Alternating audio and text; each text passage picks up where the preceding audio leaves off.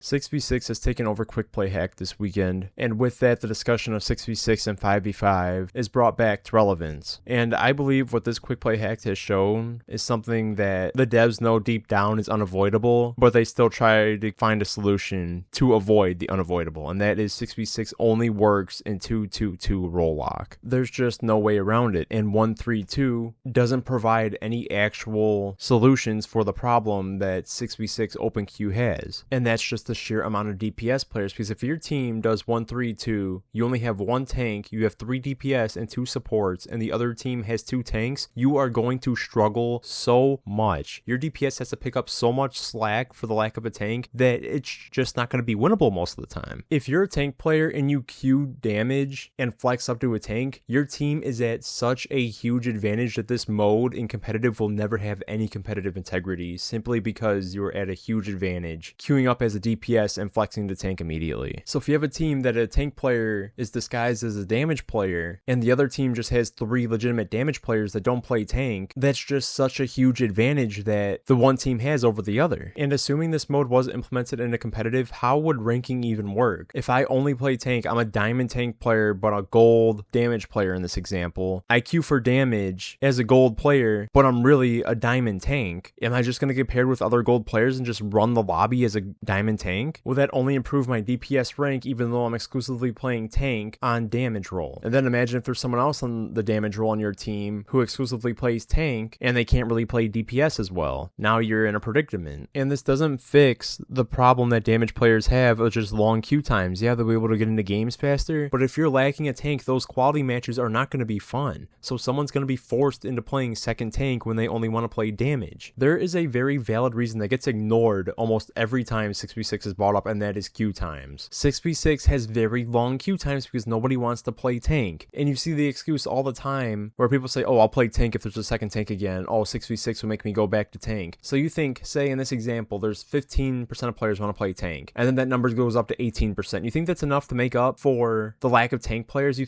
really think that the amount of tank players are going to double because of the 6v6 format change? That's just not going to happen, and we saw this already with Overwatch 1. People like to ignore the problem that got us to 5v5 in the first place, and they have tried so many incentives to get people to play tank, and it just never worked. 5v5 was made so we have quicker queue times, with the quality of the match depending on what role you're queued for. I truly believe as a support player, 5v5 is way more fun to play. As damage, I don't really care, but as tank, yes, 6v6 is more fun to play, and there's a lot more stress because tank players have so much stress on them because they are the only tank. There's no one there to pick up their slack. You're the number 1 target for damage and cooldowns, and tanks always get blamed for the loss. It doesn't matter if it's their fault or if it's a damage fault or the support's fault, it's always the tank. Oh, the tank's feeding, the tank's not doing anything. And then you look at the DPS and your support who haven't done shit, but they're still blaming the tank because that's just the scapegoat. That's what the flex role helps with, is that if there is one single tank player, it's not necessarily their fault because any of the DPS could have switched at any point in time to another tank to help out their tank. Therefore, it does help alleviate the blame, but on a loss, every match is your fault in some kind of way. Yes, there is some matches where your team just sucks, but a lot of matches, there is stuff you could have done differently on your role to improve your chances of winning. And people just do not like accountability, and they like to blame tank. The past few months have seen this huge shift towards the favoritism of 6v6, because I could have sworn last year all the big streamers were saying how much of a joke 6v6 is instead of Overwatch 2, how it isn't balanced properly, and that your rank doesn't really matter in 6v6 because it's just the Mickey Mouse game mode, it's just the glorified open queue. But now, since like February or March of this year, 6v6 is seen as like this great mode, that it's the most fun mode inside of Overwatch, and now all the big streamers play 6v6. But it's like, hold on, wait, I could have sworn like I'm not crazy, right? Like I hope someone else like realized this, but like last year all these same streamers were saying how the current state of 6v6 was not that good, and nothing really changed in the mode itself. I think what changed is that 1 or 2 streamers decided to play 6v6, realized it was fun, and then everyone else followed in line. And there's just this huge hive mind inside of Overwatch, inside of gaming in general. It's not just Overwatch, it's actually like it spreads across like almost every pop culture franchise, or just franchises in general, where like 1 or 2 opinions are developed and then they're latched onto, and then a new opinion is developed and then that's latched onto.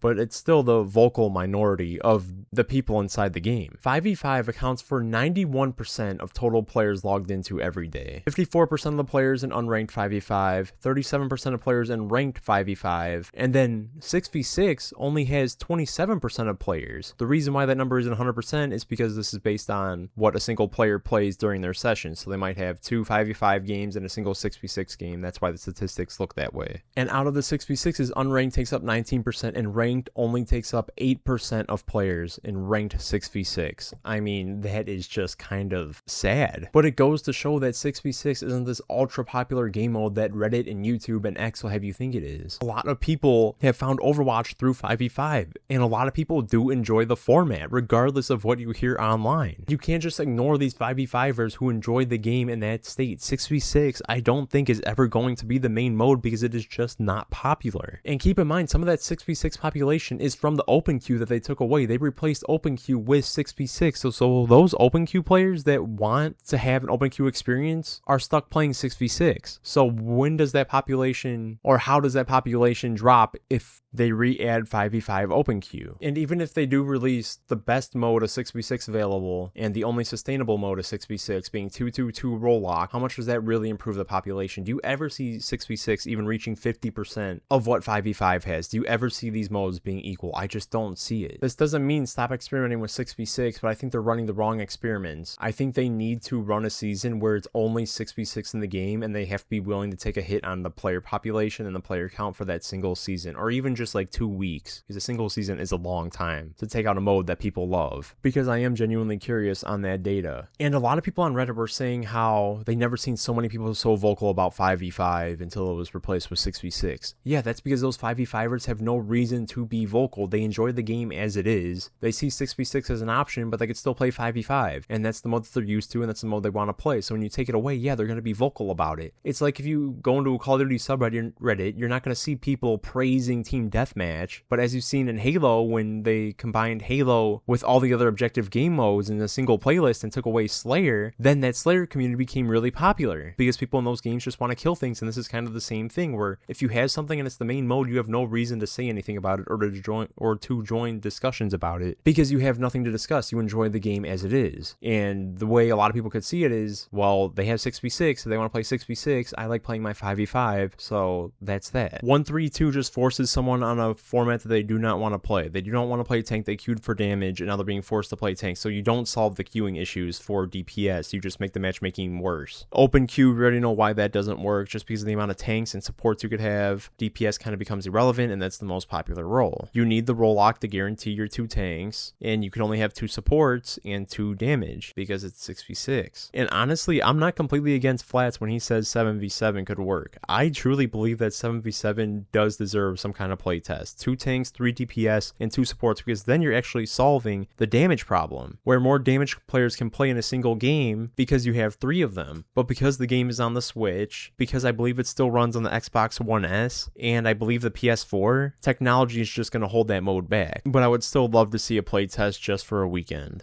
Again, I don't really have a horse in this race. I don't care about playing 5v5. I don't care about playing 6v6, right? I really, truly do not care. But I don't feel like people are looking at the technical aspect of these things, and they're just looking at what they had the most fun in. Like, people swear that 6v6 is this great mode, but again, not that many people are playing it. And of course, you have the biggest problem of just queue times. Most people that are advocates of 6v6 are damage players. They're not even tank players. The main role that 6v6 benefits doesn't even have that many people advocating for 6v6. Then again, there's really not many tank players to advocate for the mode in the first place. These same damage players advocating for 6v6 seem to be ignoring the problems of queue times that they're going to be experiencing. And then when they do experience those queue time problems, they're going to bitch about how long the queue times are. But they're not playing tank. They're playing damage because they want to play their role. Everyone else should be stuck playing tank. They should be able to play the role that they want to play. Acting as if they are not the problem themselves on why 6v6 doesn't work. Because then if we have a 6v6 format that's any version of open queue, they're going to bitch about having to switch to tank when they don't want to play tank because they only have one player playing tank, or if they have no players playing tank. So one of those damage players that only want to play damage have to go onto tank. Or maybe one of the support players have to go to tank because they have no tank, or there's only one tank and they see the struggle, and then they're down a support. But the DPS just refuse to swap because they only want to play DPS. I truly feel like tank players and support players overlap more than tank players and DPS players. Most DPS players just want to play damage. And then those same damage players are the most toxic whenever they feel like they're doing good and everyone else is doing bad. Even if they're doing bad, it's still the tank's fault. It's still the support's fault. It's never the damage player's fault. It's just so funny and ironic how damage players are the biggest advocates of 6v6, yet they're the biggest problems of 6v6 and why we have such problems with queue time times to begin with. Tank is just not popular, and that's something that gets ignored so much in this discourse. Even a 6v6 tank, you're not going to double the current tank population. That's just not going to happen. And when people go from the queue times of 5v5 into the queue times of a role lock 6v6, they're going to notice the difference, and they're going to be upset because they're waiting longer than they were in 5v5, and they were fine with playing 5v5, but now they're forced onto the 6v6 format where the queue times are just worse. I am a little happy to see that Overwatch is trying to appeal to a decent chunk of the community, but I feel like they even know the big problems of 6v6. They're trying to avoid the unavoidable. Queue times are just going to be the problems of 6v6, and that's just something everybody likes to ignore in current 6v6 discussions. And a lot of these 6v6 do or diers are just damage players, so they are the problem of the 6v6 format because they do not want to play tank, but then they get upset with long queue times. But I hope that Blizzard keeps continuing with 6v6, but they should have been doing this shit like back in 2024. They should have went full on with their testing on the 6v6 format, not test it for a few months, leave it as it is in this weird open queue hybrid for like the past year, and suddenly now we're coming back to experimenting with 6v6 again. Like, this is almost 2 years of testing for 6v6, and I think they know it's just going to need a 2-2-2 role lock. I mean, everything doesn't work until it eventually does, right? So maybe they do find some format that does work and does solve queue times, but it just doesn't seem like it's going to happen, and that's why 7v7 is the solution. Anyway, let me know what you guys think of 6v6 and 5v5 down below. Do you care what format the game ultimately is in? I have fun in both, so I'm curious to hear what you guys think and why. What role do you play, and why do you enjoy one format over the other? If you enjoyed the video, please consider subscribing, and I will see you guys in the next one.